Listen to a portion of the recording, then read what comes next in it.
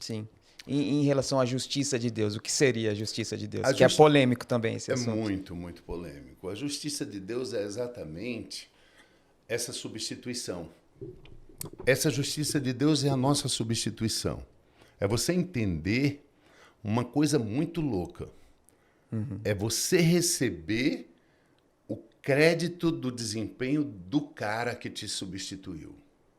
Em base, em essência, a justiça de Deus significa a justiça de Jesus creditada, imputada a nós sem nosso mérito. Né? A Bíblia fala dessa troca insana.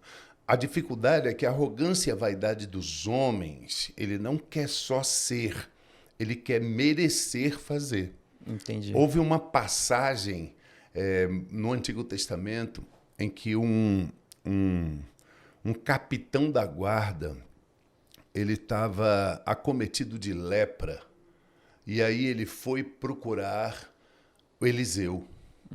E quando ele vai procurar Eliseu, ele acha que Eliseu vai falar algo espetacular para ele fazer, e Eliseu vira para ele e diz, cara, desce desse cavalo branco, um símbolo da arrogância e da vaidade do homem, e mergulha a tua cara 7 vezes na lama do Jordão.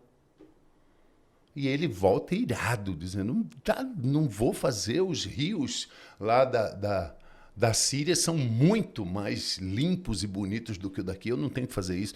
A serva que é do lado dele esperou o momento correto com sabedoria e diz assim, cara, se ele tivesse pedido algo bastante difícil, você não faria? Aí o capitão diz, eu faria. Ela diz, e por que você não faz isso que é tão simples? Isso traz para a gente essa dificuldade do homem em receber a graça, o pronto. O homem quer merecer. O homem quer subir no monte 30 dias. O homem quer jejuar 40 dias. O homem quer pagar promessas. E depois nós, os cristãos, estamos chacotando e criticando um católico subindo a escadaria da Penha 360 degraus. E ele faz a mesma coisa em cima do monte, não muda nada. É verdade. O conceito é o mesmo, de pagar um preço. A justiça de Deus é algo que nos vem pela graça. Paulo fala a respeito disso em Romanos capítulo 10, verso 1. Presta atenção, ele começa a falar assim. E veja que ele está falando do povo judeu, o povo mais criterioso em cumprimento de usos e costumes. Ninguém na terra é tão criterioso como o judeu ortodoxo. E Paulo diz assim, irmãos, a boa vontade do meu coração e a minha súplica a Deus a favor deles, dos judeus, é que sejam salvos. Paulo chega a cogitar assim, os caras fazem isso tudo e nem salvo eles são. Vira mais um, põe no verso 2. Ele diz, porque eu dou testemunho. Uma coisa eu posso dizer, eles não fazem isso por mal, eles amam a Deus, mas eles não têm o entendimento. E aí Paulo explica, vira mais um. Paulo diz assim, eles desconhecendo, olha lá a tua pergunta, a justiça de Deus, eles procuram estabelecer a sua própria e não se sujeitam àquela que vem por substituição gratuita. Mais um só. E aí ele diz assim, porque Cristo, talvez você vá me fazer essa pergunta, Sim. é o fim da lei, para a justiça de todo aquele que crê. Quando você entende, 2 Coríntios 5, 21, você vai ver, Deus pega Jesus como teu representante e põe na cruz. A cruz não era castigo para ladrão de galinha. Sim. A cruz era castigo para terrorista, para os piores malfeitores.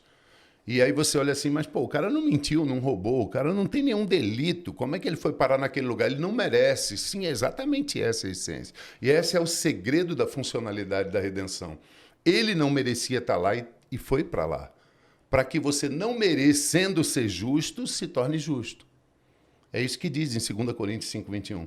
Aquele que nunca pecou, que não conheceu o pecado, Deus pegou ele e fez pecado no nosso lugar, por nós, é o segredo do verso, e para que o propósito? Nós fôssemos feitos justiça de Deus. É como eu falei há pouco tempo, Gabriel. Hoje eu me relaciono com Deus, não é porque eu mereço, é porque eu creio na substituição. Sim. É sob o mérito de Cristo. Entendi. Isso é a justiça de Deus. Entendi. E tudo isso que a gente falou sobre graça, sobre justiça, tudo isso a gente só alcança pela fé. E o que seria a fé?